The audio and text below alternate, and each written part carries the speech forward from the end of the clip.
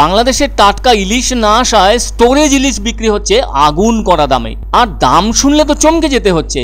বাংলাদেশের গোটা ইলিশ বিক্রি হচ্ছে 2200 টাকা থেকে 2500 টাকা কেজি দরে। বিক্রেতাদের বক্তব্য, আগামী 2-3 দিনের মধ্যেই বর্ষার টাটকা কাঁচা ইলিশ বাজারে এসে যাবে। আর ওই টাটকা ইলিশের দিকেই তাকিয়ে ইলিশ ভক্তরা। এখন তো গতবারে ধরা ইলিশ মাছ যা সব স্টোর করা আছে সেগুলি বিক্রি হচ্ছে বাজারে। আর সে কথা তো বিক্রেতারা নিজে মুখেই স্বীকারও করছেন। যাই হোক, সে তো অপেক্ষা ছাড়া আর উপায়ও নেই।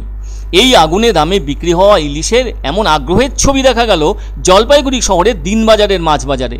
তবে এই একই ছবি শহরের প্রায় সবকটি বাজারেই। এক্ষেত্রে একটা কথা মনে রাখা দরকার, জুন মাসের শেষাশেষি প্রকৃত বর্ষার মরশুম শুরু হয়ে থাকে অন্ততপক্ষে ইলিশের জন্য। আর মৎস্যজীবীরা কিন্তু এই মুহূর্তে ঘরেও বসে নেই।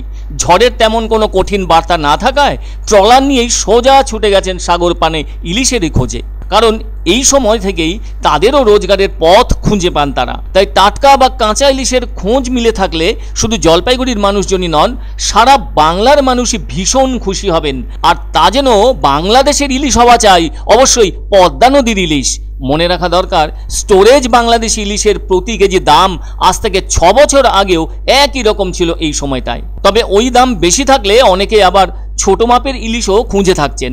সেটা তো এই মুহূর্তে ওভাবে পাওয়া সম্ভব নয়। এবারের ধরা মাছ এলে তখন না হয় নানা আকার আকৃতির ইলিশের দেখা মিলবে।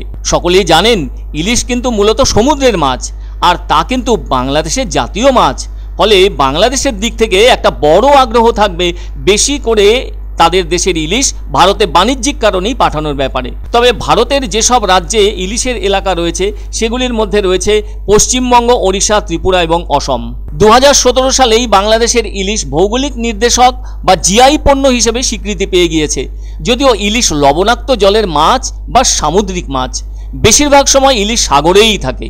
আর বংশ বিস্তারের জন্য প্রায় 1200 কিলোমিটার সমুদ্রের দূরত্ব অতিক্রম করে ভারতীয় উপমহাদেশের নদীগুলোতে পাড়ি জমায়। আবার একইভাবে বাংলাদেশের নদীগুলোতেও পাড়ি জমায়। এপার বাংলার মানুষের কাছে আজও বাংলাদেশের বিশেষত পদ্মা নদীর ইলিশের স্বাদের গুণগান শোনা যায়। ভারতের গোদাবরী নদীতেও ইলিশের উপস্থিতি লক্ষ্য করা যায়।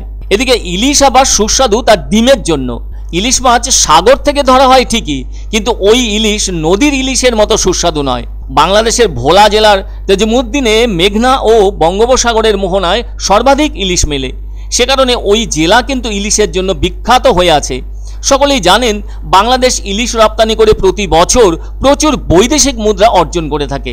আর এই পশ্চিমবঙ্গের মধ্যেও ফারাক্কা, ডায়মন্ড হারবারও ইলিশের জন্য খ্যাত হয়ে আছে। সারা বছর বাংলার মানুষের ইলিশের স্বাদ কিন্তু মিটিয়ে থাকে এই রাজ্যের ওই দুটি ইলিশ এলাকা। আর বাঙালিরা তো 50 রকমের রান্না জানেন ইলিশ দিয়ে।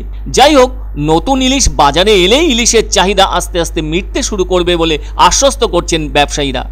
এখন তো সবে মধ্য জুন চলছে, কাঁচা ইলিশ আসতে তাই সময় যে লাগবে সেটাই কিন্তু স্পষ্ট।